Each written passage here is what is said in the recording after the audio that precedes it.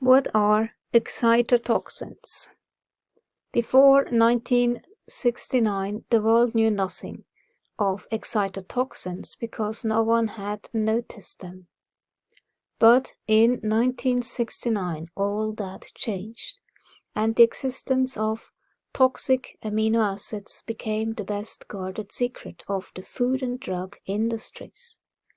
Today, excitotoxins remain largely ignored or unknown because the rich and powerful food and pharmaceutical industries want it that way. Because a great deal of food industry profit depends on substituting cheap excitotoxins for real food. And a great deal of pharmaceutical industry profit depends on selling pharmaceuticals to cure the disease and disability caused by food-based excitotoxins. Excitotoxins are amino acids with particular characteristics. Not all amino acids are excitotoxins. The ones in which we are immediately interested are glutamic acid, glutamate, and aspartic acid, aspartate, amino acids commonly added to processed foods. Amino acids are the building blocks of protein. Amino acids are what proteins are made of. Some amino acids function as neurotransmitters. Neurotransmitters carry nerve impulses from one nerve to another and to non-nerve cells. They are the brain chemicals that move information from one cell to another. Neurotransmitters are either excitatory or inhibitory. Glutamic acid and aspartic acid are excitatory neurotransmitters, exciting the cells with which they communicate. Glutamic acid is the most common excitatory neurotransmitter in the central nervous system. Under certain circumstances, an excitatory neurotransmitter or group of excitatory neurotransmitters will fire repeatedly, overstimulating their receptor cells until their receptor cells die. The neurotransmitter that overstimulates its receptor cells is referred to as an excitotoxic neurotransmitter, and the resulting condition is referred to as excitotoxicity. Neurotransmitters are called excitotoxic when they overstimulate their receptor cells to the point of killing them. Let that sink in. Excessive glutamic acid and aspartic acid can overstimulate the brain and lead to excitotoxicity. Excitotoxicity has been implicated in certain chronic diseases including ischemic stroke, epilepsy, amyotrophic lateral sclerosis, Alzheimer's disease, Huntington disease. That's the most horrible disease I have ever seen with my own eyes. You don't want to have that ever. And Parkinson's disease. The term excitotoxin was coined in 1969 by Dr. John Olney after he observed the glutamic acid fed to laboratory animals killed brain cells and subsequently caused gross obesity. So there you have it. Obesity epidemic. And what are most people eating? As an excitotoxin, glutamic acid overstimulates brain cells and cells outside of the central nervous system to the point of killing them.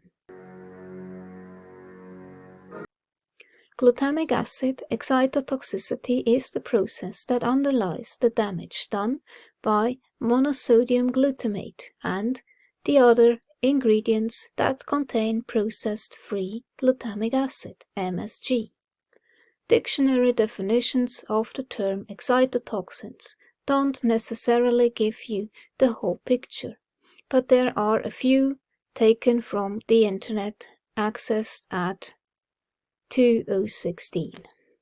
So I'm not gonna dig up more of that.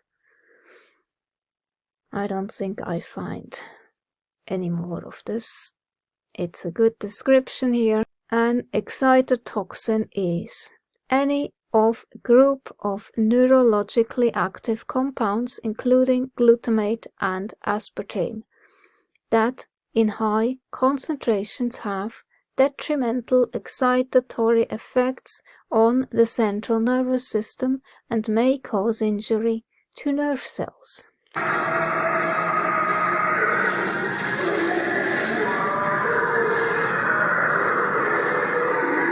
Real Food, Whole Health writes, an excitotoxin is a chemical that causes the brain cell to become overexcited and fire uncontrollably, leading to cell death. MSG and other excitotoxins like aspartame has the potential for inflicting permanent damage to the brain and nervous system. Killing off the brain, huh? These chemicals also cross the placental barrier, harming the brains of unborn children. I think it's a typo here. It should be a placental barrier. Anyway. So, next. Excitotoxicity, neuronal death resulting from increased intracellular glutamate. Neuronal ischemia leads to ATP loss and depolarization. ATP is energy produced by the mitochondria. Was glutamate release from synapses and subsequent overstimulation leading to sodium and calcium ion gate porosity. There you go. In regards to channelopathies. Oh, yeah, okay, so next one. Neuronal injury caused by excessive release of excitatory neurotransmitters, glutamate and aspartate, causing damage to nerve and glial cells, which occurs in diverse neurologic diseases that may be acute, e.g. hypoglycemia, seizures, stroke, or trauma or chronic neurodegenerative disease. Just be very, very aware of this. A great deal of pharmaceutical industry profit depends on selling pharmaceuticals to so-called cure the disease and disability caused by food-based excitotoxins. Okay? Got it? So all the push on these antidepressants, anxiety reducing whatever. Look at your diet. What is in your food? Then you can change that. First and foremost. Your choice. Your choice to dodge these bullets.